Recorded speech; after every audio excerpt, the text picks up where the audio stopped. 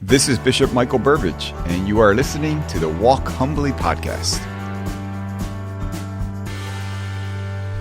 Welcome to the Walk Humbly Podcast. I'm Billy Atwell, Chief Communications Officer for the Diocese and your co-host. If you're listening to this podcast, you are benefiting from thousands of people around the diocese who have generously contributed to the Bishop's Lenten Appeal. The BLA supports a lot of the ministries you know. It supports our parishes in different ways, but certainly it supports our priests, our pro-life ministries. It supports Catholic Charities, but it also supports the communications office. So for those who have made the BLA possible and helped us reach that goal, you have helped us obtain the studio that we have that we record this podcast in, so we want to say thank you. If you haven't already, please make sure you rate this podcast and write a review on iTunes, Spotify, Stitcher, Overcast, wherever you're listening. And if you're listening on YouTube, please subscribe and ring the notifications bell. For our e-newsletter, sign up at arlingtondiocese.org. You can follow Bishop Burbidge on Twitter at Bishop Burbidge, where every day you can read a short reflection on the gospel of that day. You can also follow the diocese on Facebook, Instagram, and Twitter. If you'd like to send your question in for the podcast, email us at info@arlingtondiocese.org, or you can call us at 703-831-7013. I welcome your host, Bishop Burbidge. Bishop, how you doing? I'm doing well, Billy. It's a joyful, exciting time of year in our church, in our diocese. So many wonderful celebrations occurring this time of year, and hope all our listeners are doing well and wishing you continued blessings. Absolutely. Well, one of those, actually, before we jump into our main topics here, let me ask you about one of those. You have a Mass coming up on Memorial Day. Talk a little bit about what that is and where it's going to be. Yeah, I was very honored to be invited by Fairfax Memorial Park, with whom we have a very good relationship. They host a Memorial Day Mass each year, and they invite area priests to celebrate the Mass. So I was very grateful to be invited this year to celebrate the Mass. Of course, we are remembering with devotion and thankfulness all those who offer the ultimate sacrifice in service of God and our country on that special day, and praying for them and their families. I was surprised to hear, though, that they told me they're expecting over 700 people. Wow. To be at the park that day for Mass. That's wonderful. I hear it's open to the public, and it begins at 11 a.m. on Memorial Day. Very good. You know, we're blessed with so many military families in our diocese, so another occasion for me on this podcast to thank them for their sacrifice, their service to our country. It involves not only those in the military, but also their spouses and their children and family who support them. So thanks, everyone. Absolutely. Yeah. You mentioned the gathering being that large. It brings us to an important topic. The CDC has changed its guidelines for wearing masks indoors, and this was followed by Governor Northam changing some of the state regulations. I'm sure this was welcome news to your ears. Yeah, definitely. And I think everyone was delighted to hear the CDC announce that masks could be removed indoors. It's a huge step in feeling for those who've been vaccinated. This is a huge step in feeling, I think, like, all right, we see the light here. Right. We're moving a step closer to getting back to normal. Governor Northam's directives were, I don't think, entirely clear about whether masks need to be worn during church services, but we're reaching out for clarity on that. It was clear, he was very clear in saying that masks need to be worn in schools, so that will be the case. And another bit of great news is we heard that the governor moved up the date for when social distancing will cease and capacity. It's been moved from June 15th to May the 28th. So that will make Mass much more convenient for the faithful going on Sundays. Again, we always have to read the executive orders, the specific information, and we will adjust accordingly. I noted in my celebration this weekend on Sunday, and pastors have been telling me that, most people came to Mass this weekend with wearing masks. So perhaps, they're not at that level of comfort yet. Yeah. And so, again, as we've been doing this from the beginning, we just ask everyone to be respectful of each other's discernment and, not allow this to divide us in any way, but to keep us unified. So we're going to get the directives from our governor.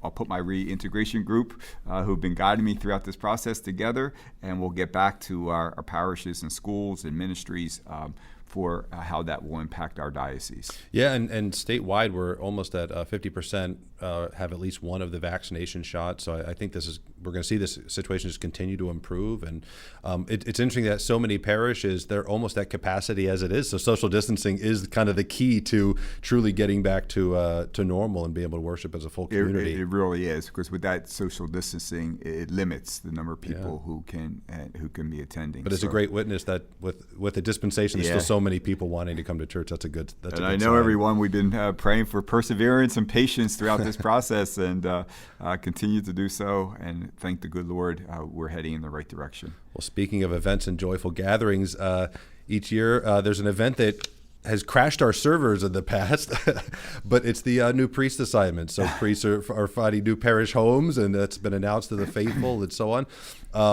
What are some of the factors that go into play for you when you're looking at all the needs around a diocese? This is a large diocese. There's a lot of needs, and it's a diverse diocese. Right. We go from very kind of metropolitan areas to very rural. So what are some of those factors that you have to include? Yeah, it's a very unique time for me, because I could be at one parish that read the announcements, "Thank you, Bishop," and the other parish, "How could you ever change my pastor?" So I get different responses. But to answer your question, it's a good question.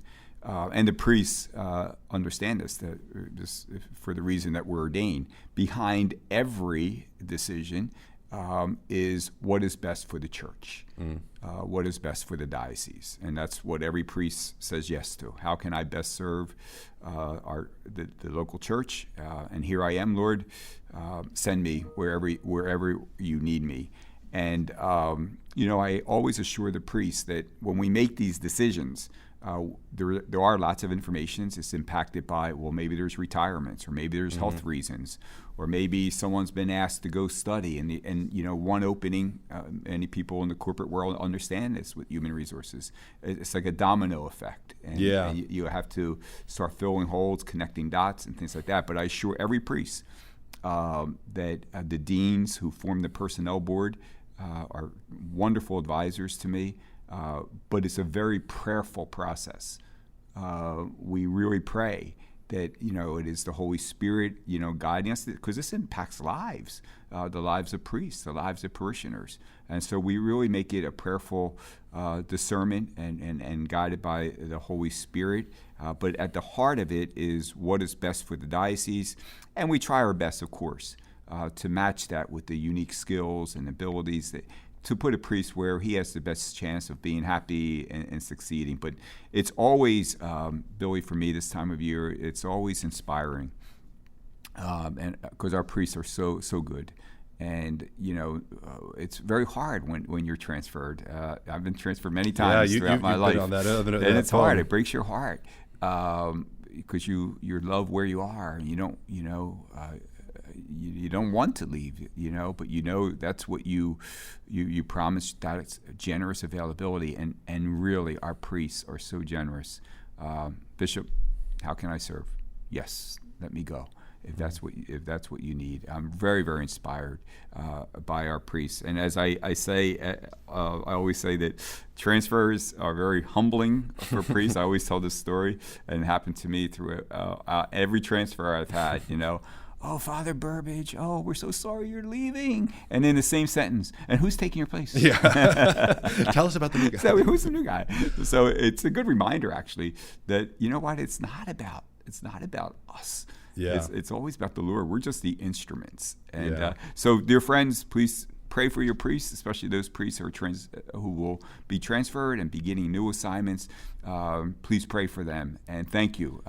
You are so supportive of our priests, and thank you for all the goodness you extend to them. And I always say, when someone's distraught that their priest is leaving because they love him so much, I would say, well, the same reason you love him is the same reason he's being called somewhere else. Right, because those gifts need to be shared. Yeah. And you can't live your whole life at one parish. I am always much more pleased to hear, "Oh, Bishop, I wish you didn't have to transfer my priest," than someone saying, "Thank you for transferring my priest."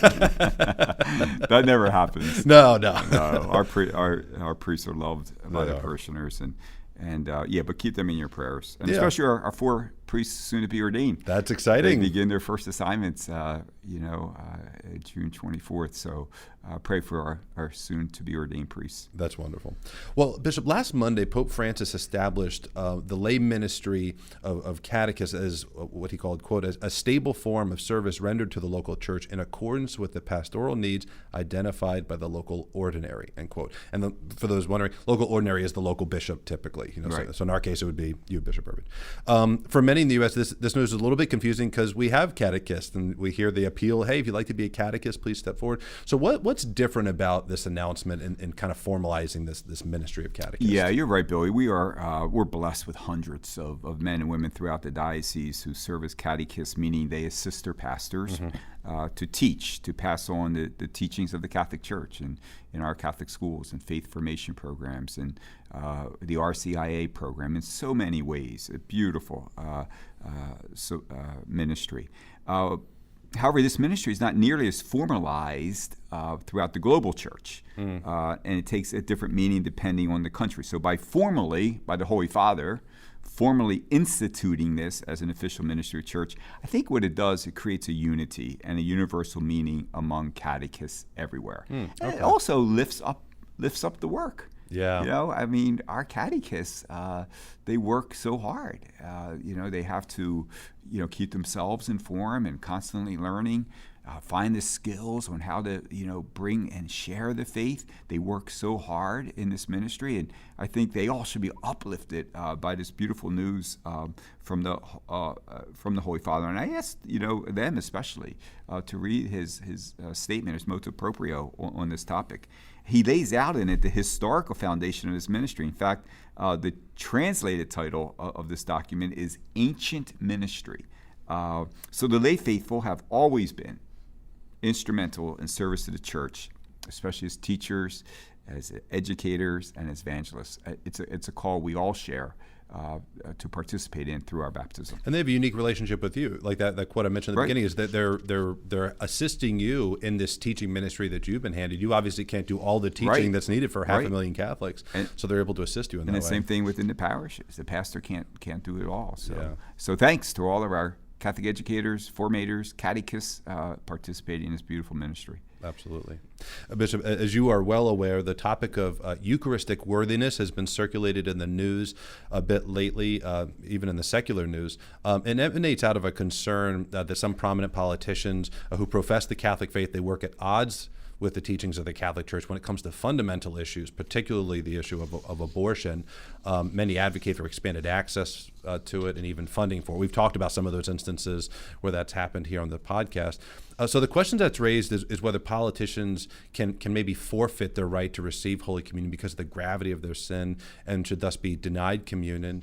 It's been publicized that during the spring meeting of the U.S. Conference of Catholic Bishops, this issue is going to be raised and discussed. And just last week, ahead of that meeting, the head of the Congregation for the Doctrine of the Faith in Rome issued a statement encouraging the U.S. bishops to take the issue slowly and to ensure there was full consideration of various factors.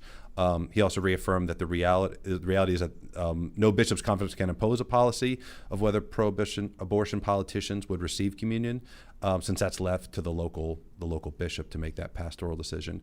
So going into this meeting that you have in June, what should people know and what should they maybe understand about this issue, because it is fairly complicated? Yeah. First of all, even though our June meeting regrettably is going to be Zoom, so that doesn't when you're dealing with over close to 300 bishops participating via Zoom, that does not provide the best setting for such a serious and sensitive topic. So I don't think we will have the time or the occasion to in depth address this issue, but it's certainly my hope that this will be a significant part of beginning that discussion. As bishops, we've discussed it for many, many years. Right. But it's a significant point in time in our history that I think we have to kind of resurface that and at least hear from each other. And I think it's my hope that that will be part of our June meeting. The whole issue is incredibly difficult, I think, for a bishop. If you permit such a politician, who outright rejects the teachings of the church to receive communion, you appear to be lax when it comes to the gravity of their sin and the scandal actually it causes. Right. If you do not permit them to receive communion, you look as though you are using the Eucharist as some sort of political tool or something like, political football or some image like that. But in reality, however, how we are perceived does not matter. What matters is prayerfully discerning the best way to balance the two goods. The sanctity, of course, of the Eucharist, which is the source and summit of our faith, right? And the soul of an individual, who I am asked and tasked with shepherding as a spiritual father. So we always want to teach in truth.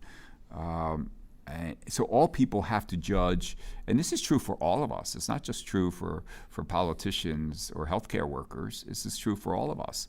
All of us have to judge whether we are worthy, our state of life puts us in a position to receive Holy Communion. None of us, we even say at Mass, right? We're not worthy right, for the we don't Lord deserve under it. our roof. Yeah, it's a pure gift from God. But have we put ourselves in the disposition to receive Him in union with Him and in His church?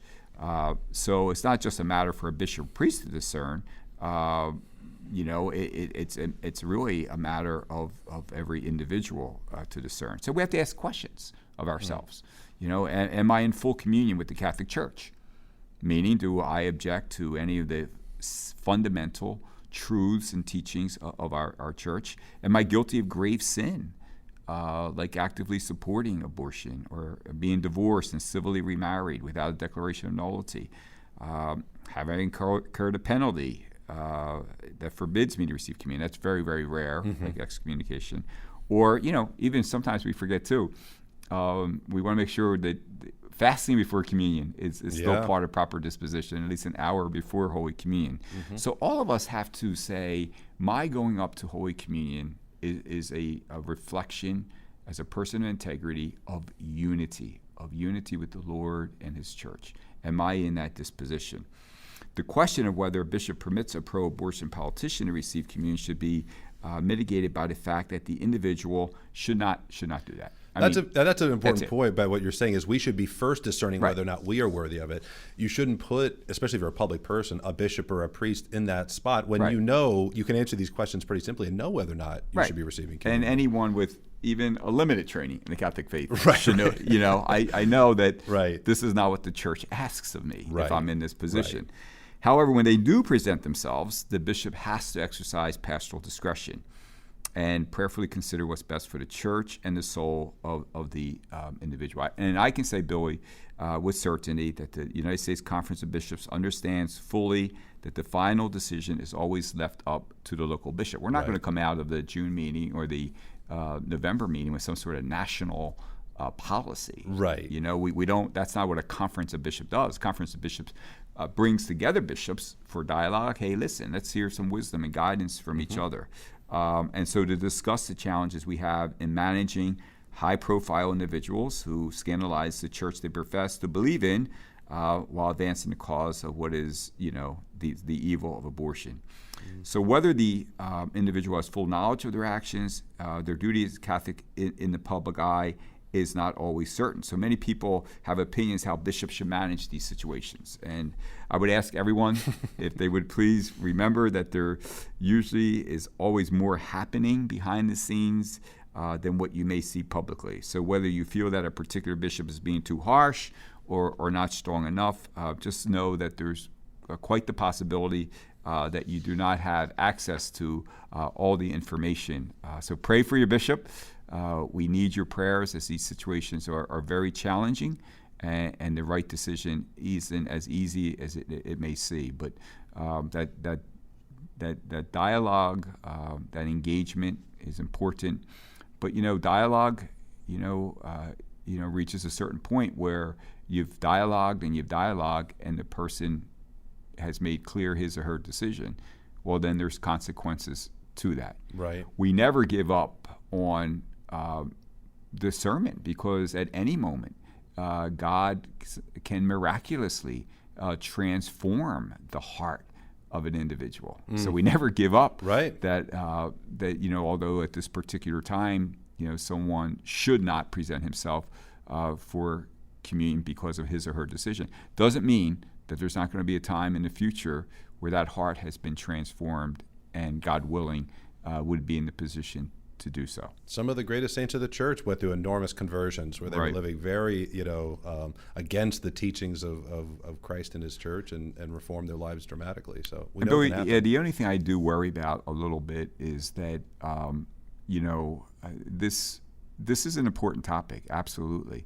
But it is also a moment of time, especially after all we've been through this past year, to talk about the Eucharist in a very positive way. Yeah. To have a sense of Eucharistic wonder of all. This is the gift, the most perfect gift God has given to us, the gift of himself, his own body and blood that heals us, that strengthens us and nourishes us. And we also have to use this as a moment of time to talk about why it is so important for us to come back together as the body of Christ. Because when someone from the community is missing, is not at the table, then we're all hurt. Yeah. And so we have to use this as a time of renewing that sense of wonder and awe of God's precious gift, of teaching why it's really important now that for those who are able to be at church, to not just, it's been good. It's been a help to so many people, participating via Zoom and making spiritual communions. But nothing ever replaces being present for the sacrifice of the Mass and receiving the body and blood of Christ. So, yes, what we just talked about is important, but now is a moment in time to, I hope and pray for a renewal in love and worship and devotion for the precious gift of the Holy Eucharist. I think we'll get there. We will. Yeah. We will.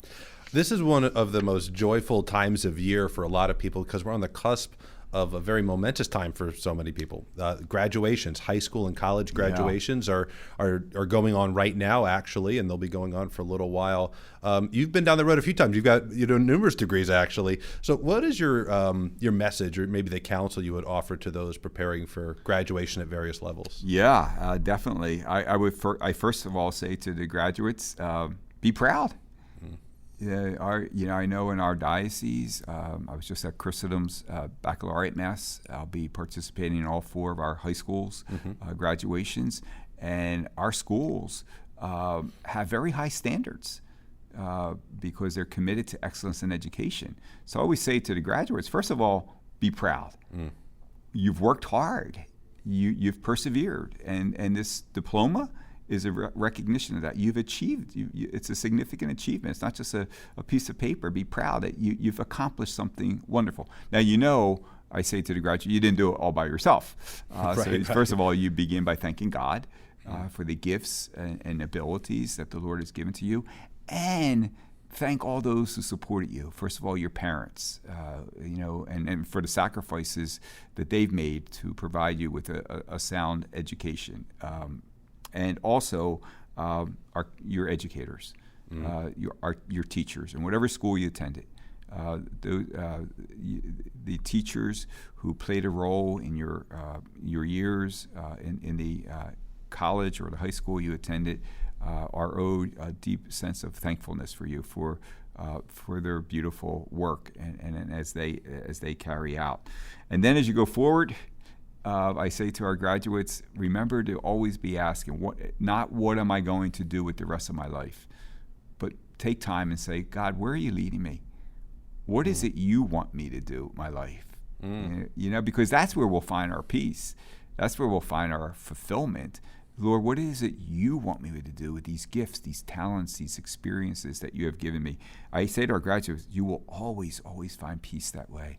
And I do say to our graduates, whatever college or university they are attending, to our high school graduates, I suggest right away that they get involved in Catholic campus ministry. In just about every college and university throughout the nation will have a Catholic campus ministry program with very fine priests forming a nice community where Catholics can come together and support each other in their faith, receive the sacraments, learn about Scripture, participate in service and missionary activities, and have your own community. Because I said to graduates, you're going to be challenged. It's a rough road ahead, yeah. We've prepared you. Your parents have prepared you. Our schools have prepared you to be men and women of faith and conviction, to live morally and purely and justly. But you will be challenged. So don't try it alone. Stay close to the Lord and try to find that community where you can support and encourage each other in faith. So a word of sincere congratulations to all of our graduates, and I look forward to being with our 4 diocesan high schools on this special day. Very good.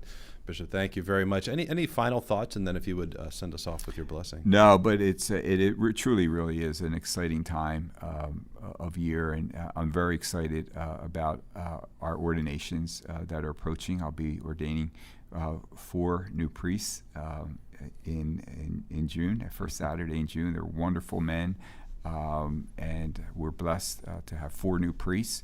And I'm also, this Saturday, in fact, I'm very, very honored that I'll be ordaining 5 Dominicans to the priesthood, which is not usual. Right. But they're a religious community, and they've invited me to ordain 5 wonderful men to the priesthood this Saturday in Washington. And I've met them, and again, it just gives us such hope for the church.